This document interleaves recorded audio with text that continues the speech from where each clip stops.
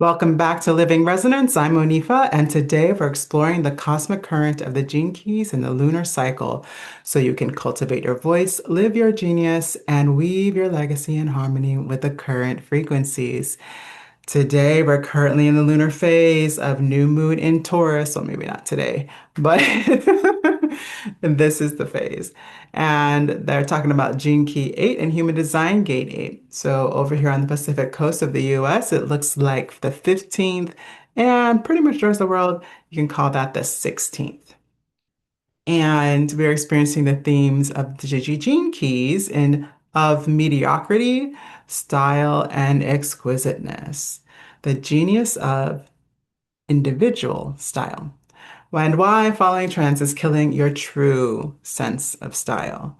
So this video, we're talking about one of the most important transmissions we can have received in this time and lunar phase. And the energy brings up a pretty uncomfortable question. What is the reason so many people feel disconnected, creatively blocked, unfulfilled, or spiritually exhausted? And it's not because they're not talented enough, but because they've been abandoning their authentic nature in order to remain safe, accepted, recognized, or successful according to general standard. So Gene Key 8 is about deeply connecting to your authenticity, your individuality, your inner sense of rebellion and the courage to live beyond the conditioning. So it's not rebellion just to be pushing against the norm. It's about becoming the truth of yourself in a world that demands you do what they tell you, right? So what's fascinating about mediocrity is that it doesn't always look mediocre. It doesn't always look bad. You can actually appear successful, productive, stylish, even admired and influential. But in that same breath, you're living a sense of profound disconnection. So mediocrity isn't about what you look like. It's about how you're living, how you feel in your own body, right? So when you understand the difference, you get a change in your life experience that moves from just being around whoever you can tolerate and being in the room with the people that you want to be in the room with. So it changes the way you get to connect to people, who you get to connect with in relationships, what kind of opportunities you can connect with, and also your alliances, who you work with, your partnerships, who you end up being with over a long time.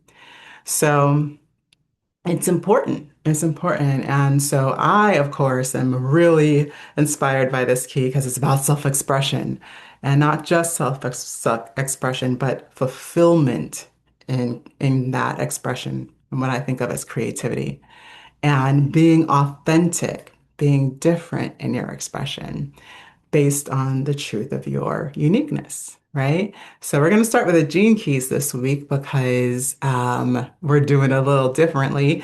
And we're going to start with the title that he did for the chapter is called Diamond of Self. I love this because diamond is important in that it has a chemical component of the hexagram. When I say that, I mean the way that it bonds is in sixes. And so that is the hexagram has six lines, has six sides. It is the way things are brought together in what I think of as the fractal of creation. And if you remember, we talked about that a bit on the full moon. What is the fractal? If you don't know, check out the full moon, the last video in this series. But mostly we're talking about in the shadow of this energy that it's beyond the comfort zone. So, like all things, there's kind of the not so fun parts, and then there's the funner parts. And the shadow side is the not so fun part. When we're in this perspective, we're basically conforming to the systems of society instead of the natural evolution, natural growth of what is coming up to be born in society, right? What can keep us in can take care of us in the style of which we've been accustomed, right? It's maybe not. It was more of this idea that as you evolve, you're living into the fruition of what you're supposed to be, right? A sense of actualization on a society level. So if you're not doing that, this energy is serving to just make you part of the background or the structure. And this actually reminds me of the scaffolding. So I don't know if you've heard ever in church that the scaffolding is just the beginning and is to be torn down in the last stage. And so if you're just becoming the background or the scaffolding, then you aren't going to be there for the important part. You're not going to be there in the fun part of the story. So instead of being the main character, you're looking like a bit of a background character in your own life. So that's the scary part. So in this way, we're thinking we're not letting ourselves think outside the box. We're following other ideas of what's right or what's going to work, other authority. And we aren't thinking for ourselves. We're not letting our own mind come up with the right conclusion for us, right? And so in that, you're not able to see beyond just the facade, the structure or the scaffolding. You're just, instead of looking at what's actually important, the building, you're just looking at the outside skeleton and thinking that that's going to inform you of the meat of the subject, right? So, finding your own path and identity in the world is the goal of this energy. And the mediocrity prevents you from becoming the hero or heroine of your own story. So, how have we seen this become, or there's always a reason why this is happening, right? And right now, you can pretty much look at the idea of comfort zone, what keeps us in our comfort zone, what's acceptable by society, what you're not going to get in trouble for, essentially, right? What will make everybody kind of work together. So a lot of this is in our education. It's saying the Pledge of Allegiance to the country you're in, all of that kind of thing to be able to keep people in a function as a society. So it happens in that conditioning through memorization, through examination in our school system. And those things just immediately create an indoctrination because everybody has to learn the exact same thing, and that's a doctrine, right? So it turns individuals that think or have not been educated this way into slightly outsiders, which is why we can almost always spot somebody who's been homeschooled, right? Or we might even think of these people as reactionaries, which is basically because they are responding in real time to the environment. So they become the rebellious ones, the rebels. And so what keeps us locked in this feelingness of mediocrity, of this perspective of that is going to be where our safety is, that we're going to be okay over the long term if we just keep this up, is the fear of being different and the fear of success, right? So if being different, we know how that has gotten people in trouble in the past, POC problems, lynching of witches, or they call it burning of witches, that kind of thing. That is just a kind of the way to keep everybody in line is don't get too weird. Don't get too weird, right? Well, and that's possibly where a lot of us get our stage fright from speaking in front of rooms, right?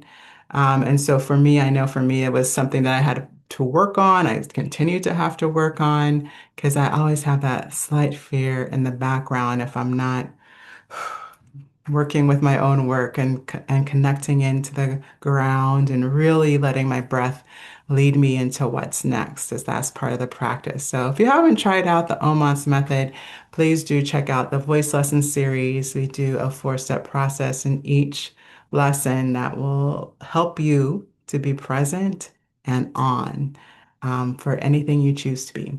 Okay. So the programming partner here, so if you're into a Western astrology chart, it would be considered the opposition here. And that programming partner is 14 of compromise in the shadow.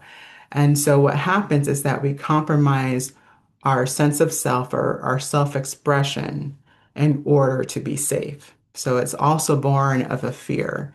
I've got a nice quote for you here from Gene Keys.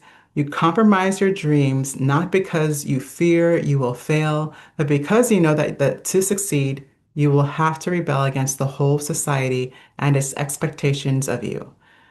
You fear what you might can become because you do not know who you are.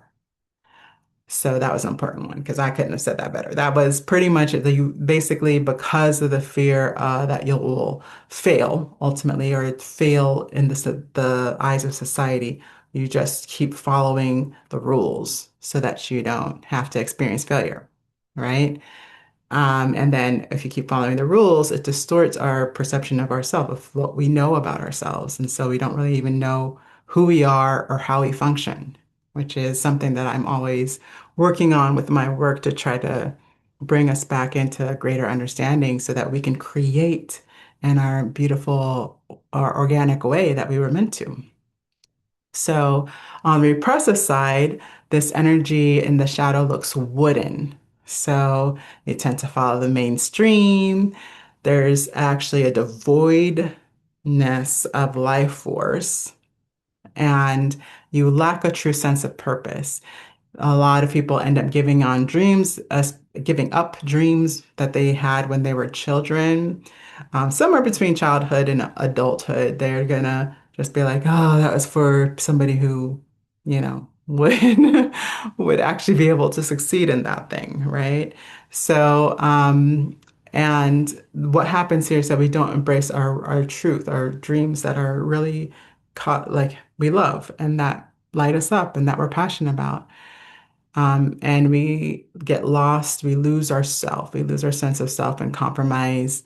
And it doesn't allow us the space that we need to create. And that's what we do need to create. So if you have any kind of adrenal fatigue, burnout, any kind of symptoms of these things, then it's most likely because there's no space. There's not a space that is dedicated to what you want to bring forth, to what you want to create. Some of the work that we do in vocal alchemy is all about creating the container that allows for the change or the thing that you want to create. Okay.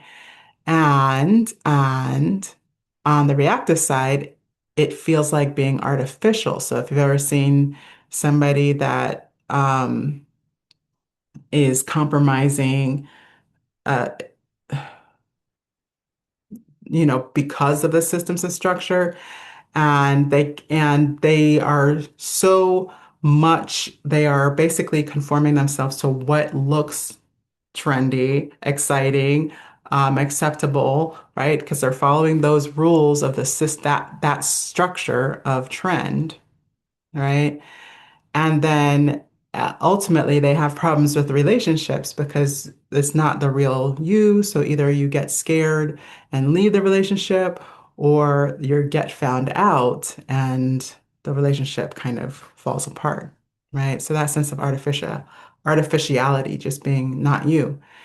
And so, as you can see on the repressive side, the shadow energy kind of collapse on itself, and the reactive side projects on others. It's going to project that image of whatever they want you to see that conforms to the structure they've chosen, right? So what's weird about this is, and the mediocrity is not really about looking average, right? If something that you pick is based on style, and then something you pick is just because, oh, it's a nice daily t-shirt I like to wear, it's comfortable. Those two things can both be authentically you, right? But if you only choose things based on how they appear to others, Now we're getting into artificialness, right? Now we're getting stuck into something that doesn't want to break out of the mold for fear of losing their spot kind of on the success game of life, right? So in order to break out in this, we're going to talk about dropping recognizable stereotypes and choosing your truth over safety. So sorry, this is a quote. If you wish to escape mediocrity, you will have to find your own path and invent your own identity in the world. It will be like no other path, and it will take you beyond your comfort zone into a dangerous territory where there are no assurances that you will succeed, except for your faith in your own deep and vibrant nature. This is about taking a leap of faith in yourself, right? And I just heard this wonderful lady, I'm not going to remember her name, but this wonderful lady was bringing up the understanding that pain without purpose is suffering. And I'm sure there's somebody significant who brought that up first. But when she repeated it, it was just so poignant because it's right in this timing. And when I'm halfway through my notes for this video, that it's coming up, right? So I'm like, oh my God, that's so it. That's so it. It's one thing to suffer because you love something so much you decided to stick with it. It's a whole other thing to suffer for something you didn't even really want, or that you don't even really like, or that, right? Like then this is why I made a post once that said, a meme that said, don't work your butt off for somebody else's version of success. Right. So that's my takeaway here. Do not do that. Don't be that person. Okay. So we're going to move into the genius of this energy. What does it look like when it's going well? And we're seeing this from the perspective of truth. The title for the gift is Rebel with a Cause. And then, I kind of put in parentheses, pain without purpose. That's the opposite of this. This is pain with purpose, right? So, sometimes you gotta go for it because if your pain is usually the feelingness of failure, for at least what it is for me. I don't know how you feel about it. You tell me how you feel. And so if you're willing to face pain for the thing you love, then usually you're walking in the right direction. And I know that's crazy. I don't know why life's set up like that. That's crazy, right? But the fun part is that life energy is going the same direction and it will support you to move forward in that way. Whereas when we're just doing things to avoid pain, then it keeps, nope, nope, trying to get us back onto our chosen path, right? And so in this genius, you get the sense of following your unique rebellious spirit. This is really how you particularly are allowing energy, light, love to be moving through you. And it's a natural flowering of your unique personality. So in this space, you're not worried about how other people think of you. You're just gonna do you. That's you're gonna just do yourself. And that it's more than skin deep. It's more than just things that you're choosing in material life. It's part of what is being asked to be created through you. So you're just expressing those things that feel natural to you and what's you see yourself doing, what's next for you is a beautiful way to choose things, especially in material things, including courses. You have to see yourself in it. If you're only seeing it, then you have not finished the project. You have not understood the assignment. Okay. The assignment is to choose something that you see yourself walking in. Yeah. And the genius here allows you to manifest dreams because you're picking the things that are so unique to you that on the other side of them is the random meeting with the right person. It's the opportunity just opens up out of nowhere that life begins to meet you in the places where you have chosen to be because they are beautiful to you. Yeah. And so it's a beautiful concert of unfolding into the evolution of what's next.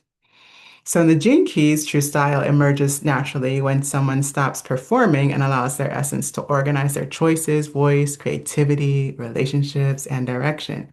Style becomes the visible expression of your inner alignment. Now, Karen Curry Parker with Quantum Human Design, we're going to see how we begin to understand that when people copy others, chase trends, or force their identities that aren't theirs, um, fulfillment becomes unattainable because the soul cannot fully live within that limitation, right? So if we're trying to force ourselves to just do what's necessary to follow the line, toe the line, right? Then it becomes a contortion of who we truly are.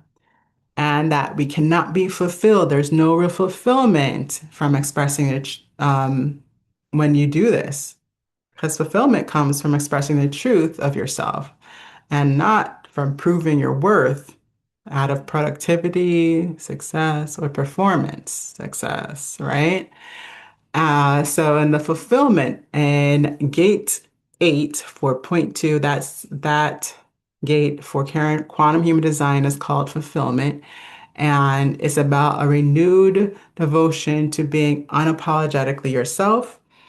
And then we got a quote from Corey Parker that this is a potent moment to reorient your creative direction around the truth of who you are rather than the productivity of what you're being or doing of both. Okay, I got the quote wrong, but that's the essential essence of it.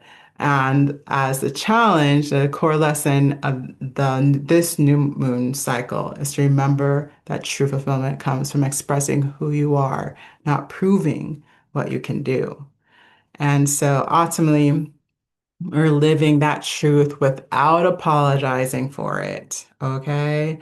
So if this energy is off track for you, if you might be experiencing this from the shadow perspective. So I'm going to tell you what that feels like in the doingness of it. That's what I love about Karen Curry Parker's perspective. So it looks like being unbalanced when you are working toward other people's versions of success. That's me. That's my version going in there. Feelings of, so this is how you would feel if you're in that shadow perspective. You'll feel self-doubt. You'll feel like you're silencing your voice to gain approval or avoid rejection. You'll feel disconnected with yourself. We talked about that one, right? So we got one more layer from the I Ching before seeking external belonging, mentorship, audience, or community. There must first be an alliance.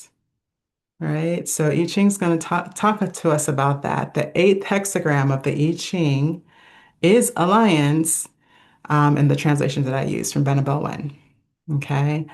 And alliance of the heart and mind after mentorship, becoming a mentor in your own way. So that's the definition there from Benabel Wen, which is beautiful, right? Because partly Richard Rudd talks about this as an individual thing that has no bearing from anybody. He says that copying anything from anybody is out of sync with the gift here.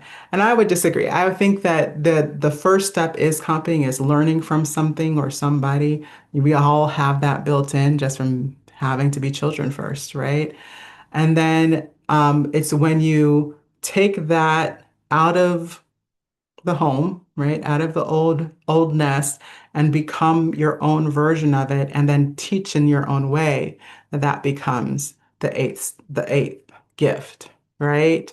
So to me, it's just that this is just a natural teacher student, right, appearance. And so how do we know that's happening? When our heart is aligned with our head, right? When our heart is aligned with our head. And so when that happens, it's a very clear, this is me, this is where I'm going, right? So this is where we get the idea of being part of many rooms because the I Ching is the one that tells us, well, when that happens, when you are in sync, and now that we know the heart-brain coherence, say word, right? Like there's a whole science about this. There's plenty of research that has confirmed this as a kind of a super state for humans to be able to learn, to be able to connect. It's amazing. To be able to change even. So anyways, themselves and their environment. But yeah, but when you're able to do that, you get to find the alliances of those who share that truth, right? And so the line two of this, I also picked up from Ben Bowman's translation. And it reminds us in the line two, which is the 8.2, is what we are sitting on, again, the Pacific coast of the United States. That's how we receive the new moon energy. So over here, right, we're being reminded that before looking at others for support, that we should be sure that all parts of ourselves are in alignment. So that heart and mind is already in alignment. So this is what we're learning. Right now, the energy is really trying to reorganize us to be authentic so that we can be in true resonance. You can't be in true resonant relationship if you're not true first, right? So, as opposed to the old idea, whereas a lot of it was about like what we can pass off of what we can do to pass off that everything is fine at home kind of feelingness of the 60s and earlier, right? That there's a authenticity is really the name of the game in the Aquarian age. Transparency is the name of the game in the Aquarian age. So a lot because of that, and because we're learning a lot about people, right? Certain relationships, ambitions, aesthetics, careers are disappearing in real time. Aquarian age is also technology, AI is right in real time. And identities, all this old way we used to do thing will stop because it no longer allows us to feel alive because we're no longer in that structure. The structure is changing, right? So we feel less alive because of those things.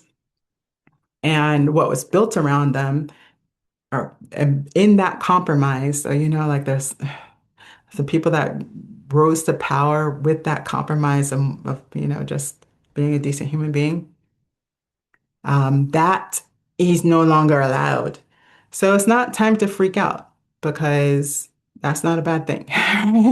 We want to change into something that can be coherent, right? We want to allow for that by recreating these structures in a way that allows for evolution.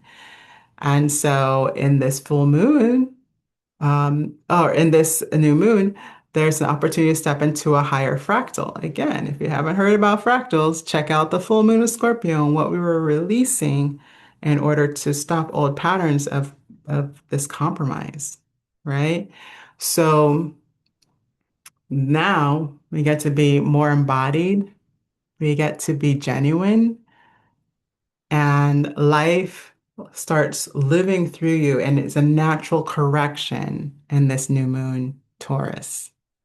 We get the opportunities, the collaborations, the environments we need to live our next era of leadership and evolution. So authentic expression becomes the navigation to walk into the rooms that we choose to be in.